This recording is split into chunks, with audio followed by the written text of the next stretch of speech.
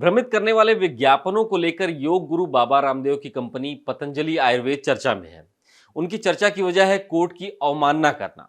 Court की अवमानना करने के मामले में बाबा रामदेव की कंपनी फंस रही है। कुछ समय पहले पतंजलि द्वारा दिए गए विज्ञापनों को लेकर इंडियन मेडिकल एसोसिएशन यानी आईएमए ने बाबा रामदेव की कंपनी पर केस किया था। सुनवाई के दौरान कोर्ट ने बाबा रामदेव को पेश होने का आदेश दिया था, लेकिन बाबा रामदेव अदालत में पेश नहीं हुए। यही नहीं, उन्होंने कोर्ट के आदेश की अवहेलना करते हुए बीमारियों के प्रति भ्रमित करने वाले विज्ञापन को भी जारी रखा। अब जब इस मामले में योग गुरु बाबा रामदेव व्यक्तिगत रूप से सर्वोच्च अदालत में पेश हुए हैं, तो अदालत की फटकार सुननी पड़ी है। यहां बाबा रामदेव ने अदालत से माफी मांगी और आश्वासन दिया कि आगे से कोर्ट के निर्देशों का पूरा पालन किया जाएगा। इतना होने के बावजूद बाबा रामदेव और पतंजलि आयुर्वेद की मुसीबत कम नहीं हुई है। तो क्या है ये पूरा विवाद? आज के इस वीडियो में हम पतंजलि के भ्रामक विज्ञापनों को लेकर हुए विवाद पर पूरी बात करेंगे। नमस्कार, मेरा नाम है अभिषेक पांडे और आप देख रहे हैं डेली लाइन एक्सप्लेनर। आपने कई बार देखा होगा कि टीवी और अखबारों में बाबा रामदेव अपने पतंजलि के उत्पादों का विज्ञापन करते हुए नजर आते हैं। देश भर में बाबा रामदेव के करोड़ों चाहने वाले हैं। उनके योग के साथ साथ उनके उत्पादों को भी लोग पसंद करते हैं, लेकिन कभी कभी ज्यादा बढ़ा चढ़ाकर कुछ कह जाना भी नुकसानदायक होता है। ये बात बाबा रामदेव के विज्ञापनों से साबित हो गई है। गंभीर से गंभीर बीमारियों से परमानेंट राहत देने वाली बात बाबा रामदेव अपने विज्ञापनों में कहते थे। इतना ही नहीं, इन विज्ञापनों में एलोपैथ पद्धति और डॉक्टर्स पर बार बार कमेंट भी करते थे। अब यही भ्रामक विज्ञापन बाबा रामदेव को भारी पड़ गए हैं। जब इन्हीं एलोपैथ पद्धति वाले डॉक्टर्स ने शिकायत की तो पतंजलि आयुर्वेद को अब माफी मांगनी पड़ी है।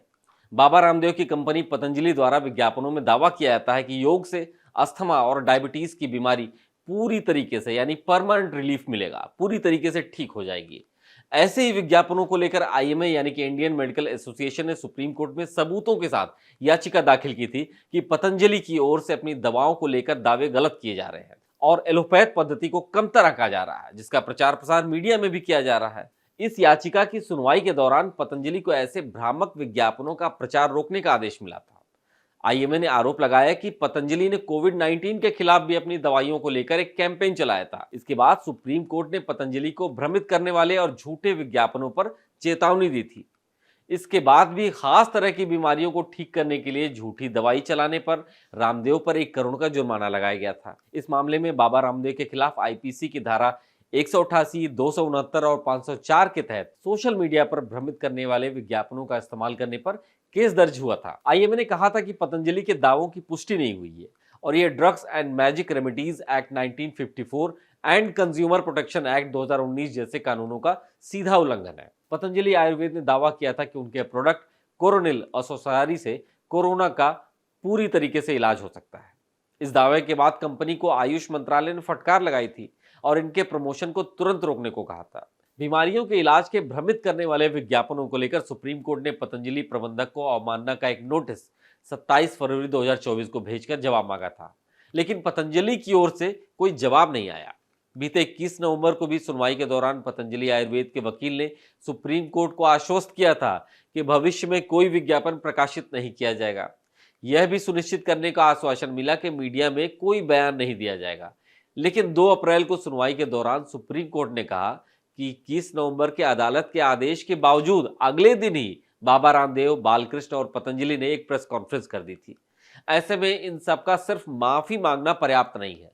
सुप्रीम कोर्ट में सुनवाई चल रही थी और पतंजलि विज्ञापन छापे जा रहा था। उधर पतंजलि की तरफ से कोई नोटिस का जवाब भी नहीं दिया गया। अदालत की पीठ ने कंपनी के प्रबंधक बालकृष्ण को नोटिस का जवाब न देने पर आपत्ति जताई है। अब सुप्रीम कोर्ट ने बाबा रामदेव और पतंजलि के एमडी आचार्य बालकृष्ण को नया एफिडेविट दाखिल करने का एक आखिरी मौका दिया। सुप्रीम कोर्ट ने पतंजलि और आचार्य बालकृष्ण को अदालत के नोटिस का जवाब नहीं देने पर कहा है कि यह पूर्ण अवहेलना है और सिर्फ सुप्रीम कोर्ट ही नहीं, देश की अदालतों से पारित हर आदेश का सम्मान होना चाहिए। दरअसल पतंजलि की तरफ से देश की सर्वोच्च अदालत के आदेशों को हल्के में लेना भारी पड़ गया। गंभीर बीमारियों में परमानेंट रिलीफ वाली बात अब पतंजलि की मुसीबत बन गई है। तो आज के डेली लाइन एक्सप्लेनर में सिर्फ इतना ही। कैसा लगा ये वीडियो कमेंट करके जरूर बताइएगा। ऐसे ही और जानकारी वाले वीडियोस पाने के लिए आप देखते रहिए डेली लाइन।